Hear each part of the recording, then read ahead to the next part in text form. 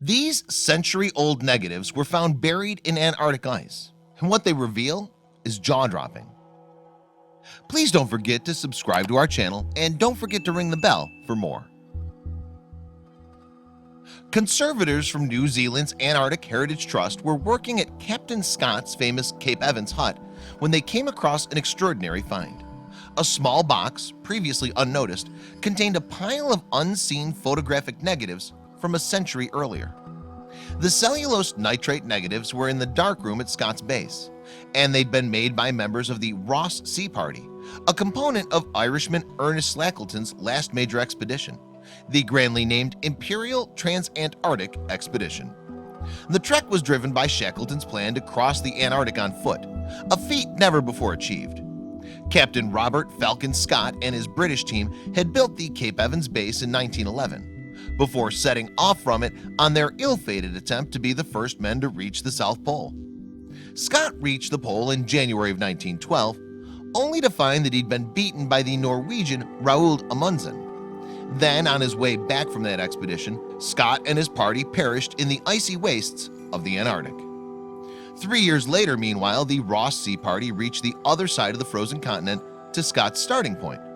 Their ship, the Aurora, had landed at Cape Evans in January 1915 as part of Shackleton's own Antarctic crossing attempt. And the party's mission was to lay a trail of supply dumps halfway across the Antarctic.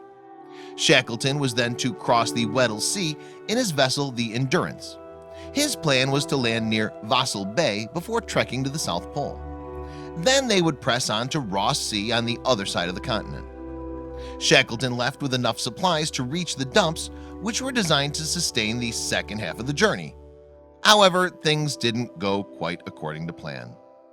The expedition started well enough, with leaders Aeneas McIntosh and his men leaving Cape Evans to lay the supply dumps. The crew of the Aurora were left behind aboard their ship, but at Cape Evans, disaster struck. In May 1915, a storm broke the Aurora's moorings, and she consequently drifted off to sea with her crew. The ship eventually broke free of ice in the Southern Ocean in February 1916 and subsequently sailed to New Zealand. That left 10 men on shore at Scott's hut with very little in the way of supplies. Most of their equipment, food, and clothing had been stowed on the ship that had now drifted off, and the stores for Shackleton's supply dumps had already been unloaded. Fortunately, there were some materials at the base which they could use or adapt.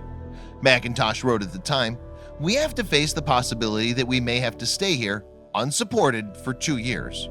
We cannot expect rescue before then, and so we must conserve and economize on what we have, and we must seek and apply what substitutes we can gather." As the explorers were nothing if not ingenious, they made clothes, for example, from an old canvas tent left behind by Scott and his men. Meanwhile, they improvised an essential of the time, tobacco, by mixing herbs, sawdust, tea, and coffee together. They called it Hut Point Mixture. After a break for winter, then the heroic men carried on with their task of laying Shackleton's supply dumps. It was an arduous and often dangerous task in the severe polar conditions. The work involved hauling the supplies across ice and rock using manpower and the 4 fit dogs that had survived from the much larger team. 3 men lost their lives in this arduous struggle, including expedition leader McIntosh. But the rest of the men survived their mission of laying the dumps. Perhaps mercifully at this point, McIntosh's surviving men didn't know that their work was to be in vain. Indeed, Shackleton's attempt to reach the Weddell seacoast on the other side of Antarctica had ended in catastrophe. In fact, Shackleton's ship, the Endurance, had not set off for the Antarctic summer season of 1914-15 because it had arrived at its setting off point of South Georgia too late. Word of this delay never reached McIntosh, who had worked on the basis that he must get the supplies laid down as quickly as possible. The Endurance finally embarked to the Antarctic in December of 1914, but was continually delayed and diverted by thick ice. In October 1915, moreover, the pressure of the ice floes surrounding the Endurance crushed her hull, and the crew abandoned ship to camp on the ice. Attempts to walk to supply dumps failed, and Shackleton's men subsequently settled down to camp at Elephant Island. Despite many trials and tribulations though, most of Shackleton's men reached South Georgia and safety in May of 1916. A successful rescue mission was then launched to pick up the men who had been left behind on Elephant Island after the Endurance was crushed.